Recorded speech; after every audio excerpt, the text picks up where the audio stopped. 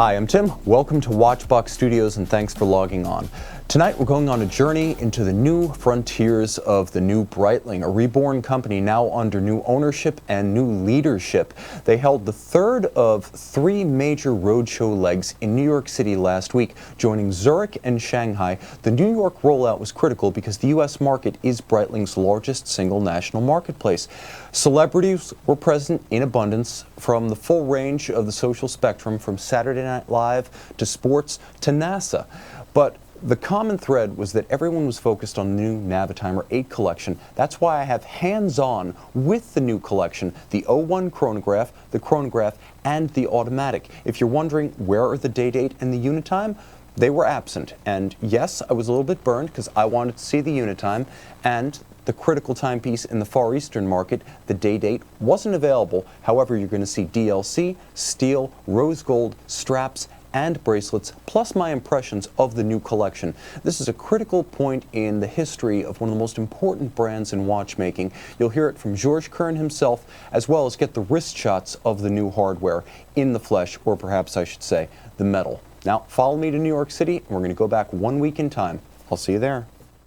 And now the relationships between Breitling and some of the personalities coming tonight, what do those mean to the brand, and how did you forge them? Well, we have very long-lasting relationship with many of them. The Kelly brothers have been in space and wearing our watches. I've even heard that one of the brothers did design a watch, so I'm looking forward to see the design. And no, many of these also long-lasting football players and stars coming tonight have been with Breitling, and it's a pleasure to have this relationship. But of course, we need to build also new friendships, and this is a process we've just started. It's a very good, cool starting point for what we want to achieve in the future, with also a couple of new products we're launching, and one we're launching tonight. So this is the Navitimer 801. This is the flagship of the line, both in terms of movement and in terms of case material and price. Just about $20,000 US for this model. 43 millimeters, you can see on my 16 centimeter circumference wrist, which is oval in profile. This is the 43 millimeter case. So if you're looking at the other models in 43, like the Unitime or the chronograph, Date 8 powered by a Valjoux caliber, they fit geometrically exactly as this one would. You can see that the watch is not excessively thick. There is a little bit of a rounded lip to the bezel. It could slide underneath a suit jacket cuff. You can see from lug to lug, it's not as broad as 43s have been in the past. If you think of something like a Navitimer 0143, that would be flaring out over the edge of my wrist. This is more compact. I'd say, though a 43, it wears like a 41. And the difference is distinct. It's secure, the proportion is attractive. You can see the lugs are very short and tightly curved. This is the 43 millimeter case. I'm going to give you guys a look at the 41 now. Stay with me, guys. I haven't fallen off the face of the earth. Okay, now we're looking at a 41, and we're looking at a rather dramatic 41. This is the automatic, the Navitimer 8 automatic, 41 millimeters in black DLC steel. Now you can see that this watch wears true to size. It's not undersized, it's not oversized. This is kind of a middle-of-the-road contemporary men's watch. It's a sports watch, to be sure, 100 meters water-resistant, bidirectional rotating bezel, but in its steel iterations in particular, the watch has a versatility to it that would make it wearable with anything from a bathing suit to a business suit.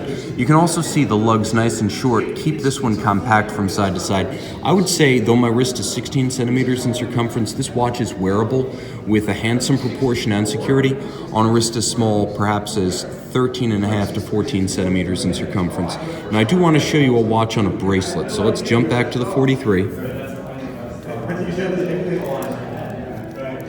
And we're going to be looking at the 01 again, the in-house caliber. And I chose that for a specific reason, because the 01 comes with a bracelet that is distinct in its finish with the polished center links and satin outers.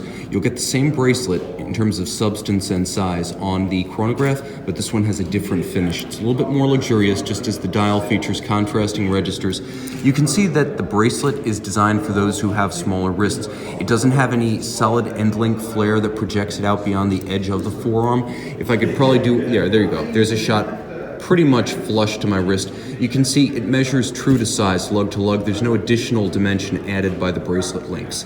And I'll say the bracelet is quite comfortable. It's also nicely tapered. As you can see, it swells from its center links around the clasp to its outer links where it meets the lugs. So there's a good proportion bracelet to case. Okay. I want to show you just how unconstrained the bracelet is. It pulls straight down. So again, if you're familiar with something like the Rolex solid end links that add dimension across the wrist, this does not have that. Okay, now we're gonna see if we can jump to a 41 on a bracelet, and this is where we'll conclude. Okay, we're back to the Navitimer 8 automatic, 41 millimeters in stainless steel. Remember, the DLC version of this is not available with the bracelet. So if you like the blue dial, if you like the black dial, you're gonna get it in polished and satin steel if you want a bracelet. The watch, again, like the 43, wears smaller than its nominal size. The bracelet's comfortable, it's nicely shaped. You have a sense that there's plenty of a gap between the links to add comfortable play, but not so much that you're gonna get any distinct rattle or emanations of sound.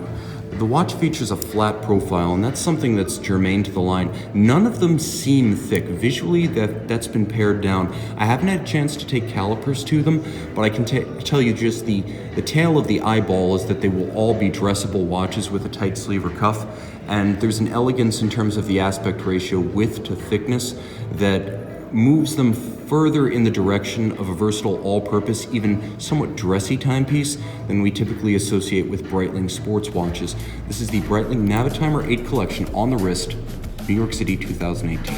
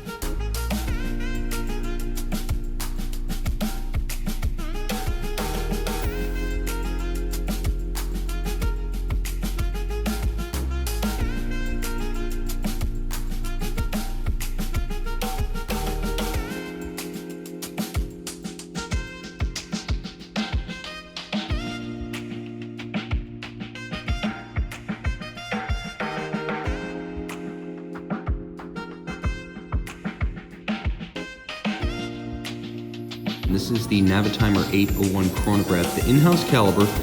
V01 in-house calibers featuring a number of stylistic changes in the new regime. You can see display case back, hitherto quite rare on Breitling watches, so for the first time you get to see the vertical clutch column wheel 3-day power reserve in-house caliber. Now a number of other refinements that are going to be highlights of in-house caliber Breitling models going forward. More contrasting finish, more juxtaposition of highlighted polish and satin finish, as well as two-tone dials featuring not necessarily two tones of metal or gold and steel, but two distinct colorations with sub-registers contrasting with the dial base. So let's talk about what's common to all of the Navitimer 801s. 43mm stainless steel case. You can see the watch features a strap in this iteration and a black dial. Now, there are 3 dial colors available. In stainless steel, you can get black or you can get blue, but there's also a beautiful golden sunburst in a sort of golden cocoa for the Navitimer 01 in rose gold. This is the flagship. We'll get to this in a moment. But all of the examples will be modified somewhat. There will be a contrasting stitch on the production version of this watch, as well as the mention of Navitimer, which is going to be a unifying umbrella model family that combines everything from the circular slide rule models to the Navitimer 8. And there's also going to be a mention of chronometer, as all of these watches are chronometers. Don't be deceived by the early press photos. Each one is COSC certified. So now the watch does feature a number of options. We'll start with the bracelet, the most subtle variation from what we've got here. And as you can see, the bracelet is very similar to the professional model that's been used over the years by Breitling with the slash-cut asymmetrical layout. You'll also note the contrasting finish characteristic of the in-house calibers continues in the treatment of the bracelet itself. The watch does feel substantial in the hand, such that I would say the press photos don't really do it justice. It feels like a more expensive product than it is, and you can see sizing screws rather than pins and sleeves are employed. Breitling's characteristic single fold with clamshell security. You'll also note the underside of the bracelet, ergonomic excellence, large gaps to aerate the wrist on a hot day and avoid pinching skin and pulling hair. Now, of course, it is a 3-day power reserve, vertical clutch, column wheel chronograph caliber, which means that you've got the column wheel for the crisp actuation and the tactile feel. You've got the vertical clutch for the smooth engagement, as well as reduced wear and tear if you want to run your chronograph continuously. Again, all the changes I mentioned to the strap version will be made on the dial of this one. It features the same bidirectional rotating bezel. The highlight of the watch really is the combination of the bracelet and the case.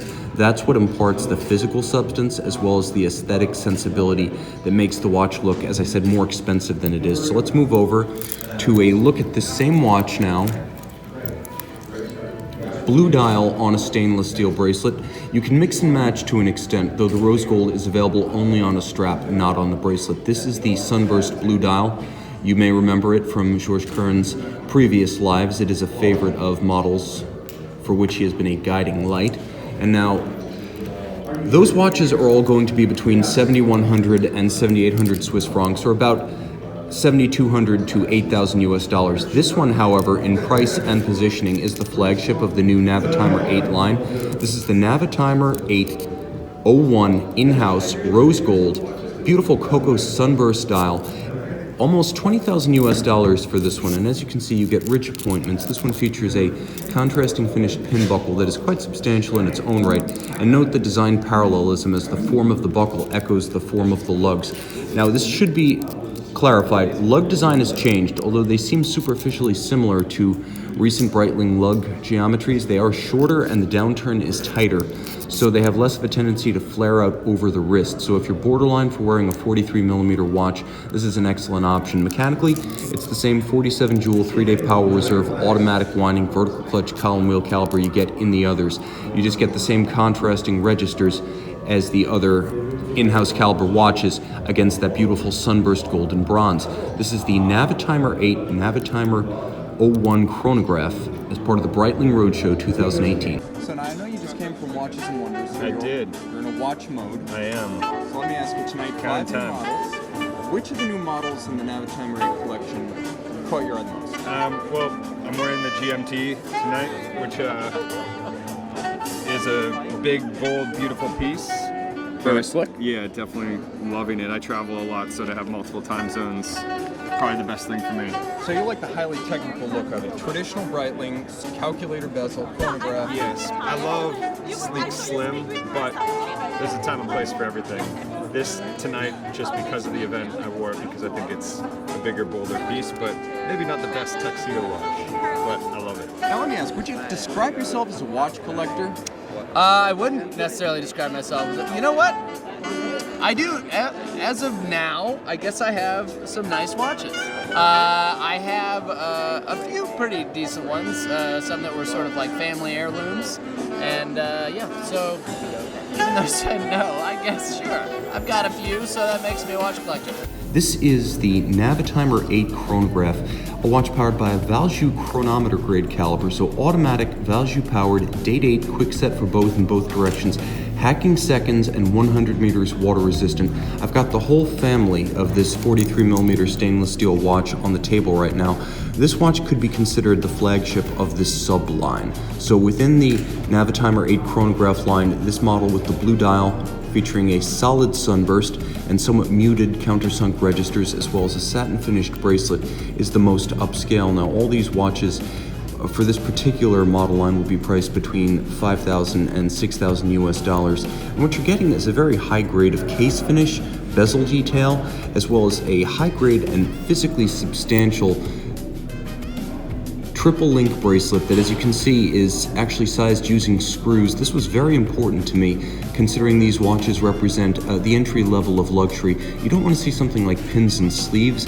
Fortunately, Breitling keeps the faith with the quality of the clasp and the bracelet. Both are substantial. You can see internally finished. The single swing arm design will be familiar, as will the clamshell closure for security. You can see on the underside the bracelet is nicely made with broad gaps between links to avoid pinching skin, pulling hair, also to allow the wrist to aerate on a hot day. The highlight, however, of the entire watch would have to be the rich texture of the dial, which has far more dynamism, luster, and more of a three-dimensional, on-the-wrist impression than you get from the flat press photos. This is a watch, perhaps more than any other in the collection, that really needs to be seen to be fully appreciated. So that's the blue dial. This is the black dial. Mechanically and dimensionally the same watch. The black dial perhaps a little bit more, shall we say, timeless, the blue being very much of the moment, the black being a more enduring look for the classicists among us. Now you can see the watch features many of the elements of Breitling's Navitimer 8, or I should say 8 Aviation division from 1938, which lends its style to the Navitimer 8. You can see the railroad outboard for minutes and seconds, the typeface of the dial, as well as the contrast between the white and the black, as well as the detailing of the knurled bezel. Now the bezel is bidirectional rotating. It is for all of these watches. 100 meters water resistant. There is a Valjoux 7750 inside that is chronometer grade here, so you're getting the highest standard of that Tank Tough timekeeper. And the highlight for this watch really is the substance of the bracelet and the finish of the bezel and the case. If the blue one is defined more by its dial, this one's defined more by what's outside the watch. Handsome and hefty in the watch, in the hand I should say. This watch is the bracelet variant, and there is actually a strap variant. You can get any version except the black DLC, which we'll see in a moment, on the bracelet. Now this is the blue steel on calfskin. A few changes will be made to the line. I'm going to show you the black DLC, which is only available on calfskin. There will be some changes in as much as the dial will be amended to feature the name Navitimer, which will be a unifying model name for a broad range of watches, including the Navitimer 8, as well as the mention of the fact that these are COSC certified Swiss chronometers. Now let's shift over to the DLC black version. One of the most striking timepieces in the collection, the chronograph in DLC black, is a standout. Now keep in mind, the Navitimer 01 chronograph, Navitimer 801, is not available with black DLC. So if you want the black watch look with the complication of a chronograph, this is your option. Of course, not available on the bracelet. It is a striking and high quality calfskin with a light contrast stitch. Note the difference in the coloration of the luminescent elements on the hands, the indices, and the Arabic numerals here. You can see in juxtaposition to the same black dial on the steel, the polished steel variant, this one's a little bit more vintage inspired with a little bit of a simulated patina without becoming cloyingly colorful. What are you wearing for inner space tonight? You mean that? So, you know, this is a GMT gold number 55 at 200. Similar to, well, I have this, you know, this watch and a couple other models. Not like the Breitling I flew in space though. So do you consider yourself a collector of the brand at this point? I got about 30 of them, but don't tell anybody, okay? Fingers crossed. Here's my favorite right here, the chronograph. It's absolutely beautiful. It's a great watch. It's you know what it is? When I'm out at night and I'm wearing it, everybody wants to grab and look at it. Everybody wants to talk about it. You know, I'm not into all the techniques. I'm more into the styling of it. And I have all the different styles. And I'm here today because I know I'm getting one of these as well. Good stuff. So we finally found a wrist big enough for a Super Avenger right yes, here. Yes, exactly, 100%. Boomer, thank you so much. We appreciate this. And we're actually here with the Navitimer 8 Automatic, which is the anchor of the collection, the entry-level model, starting between $3,500 and $4,000 US. What's common to all of them is a bidirectional rotating bezel. There's going to be signage, chronometer, and Navitimer on the production version of this dial. But you can see the 41mm stainless steel case. You can see the bracelet option that exists for the standard steel variants. We'll show you the DLC in a moment. Black dials and blue dials, both black and blue dials in steel, that is non-DLC steel, available with the bracelet. Now the watch uses a ETA 2824 equivalent that is COSC chronometer rated and has 100-meter water resistance. The standout features of the watch, I would say, are the finishing of the case and the bezel, which are both quite impressive, as well as the heft and substance of the bracelet. Now I know in recent years there's been a schism between those bracelets that use pins and sleeves and those that use screws. I'm happy to say that even the entry-level variants of this watch do use sizing screws for the bracelet links. So that's the black dial variant. This is the blue dial variant. The imagery is drawn from vintage flight deck instruments. Starting in 1938, Breitling actually established a division specifically to create this flight deck equipment, and the watch largely draws the typeface, the railroad-style outer minutes and seconds track, and some of the bezel texturing and profiling from that line. You can see in some ways the bracelet echoes Breitling's recent professional series, but it is its own design. And now you'll also note all in satin finish. This is one of the traits that will characterize the customer caliber models. There will be more high polish and more elaborate finish, as well as two-tone registers on solid dials for chronographs for in-house calibers. Now I'm going to show you the DLC variant right here. The DLC variant is quite stark. It's 41, but it looks bigger. You can see that the same case lines apply. You have the bevel of the lugs, which have been shortened and have a tighter downward sweep, the idea being to make each watch at each size more wearable on a smaller wrist so you don't have lug flare over the edge of your wrist. Now you can see it features a calfskin, lightly bolstered. It's a very supple calfskin. The standard of the material is high on both sides. It doesn't feel like an entry-level option. The highlights of this watch likely are the somewhat ecru or off-white coloration of the calibration of the numerals, the indices outboard, as well as the hands. The watch is simple, it's attractive, and again, like the other variants, water resistant to 100 meters, but in the DLC, not available on a bracelet. This is the entry-level Navitimer 8 automatic 41 millimeters in stainless steel, as well as in stainless steel with black DLC. So you're here tonight, and you're actually with an astronaut for the evening. Yeah, How did two. Mark and Scott. That's true, and I think George Kern just became the third brother. I know. I know. George is like, he was like, make sure they don't confuse us. I'm like, I'm not quite sure. I mean, look, you got the three of them right there. That's like the cutest thing. The triplets now, they just need to take them out of space. That would be amazing. Okay, check this out. This is a Breitling reference 2005 slow chronograph. You have a operation indicator at 6 o'clock, and you can see it shows you when the chronograph is operating because it features a single 60-minute hand, hence the nickname slow chronograph. This is a 60s Super Ocean chronograph reference at the Breitling roadshow event in New York City. Part of the launch of the Navitimer 8, they're actually rolling out the entire vintage collection as a hint as to what will follow the Navitimer 8. This is the Breitling reference 2005 Super Ocean slow chronograph at the Breitling roadshow event in New York City.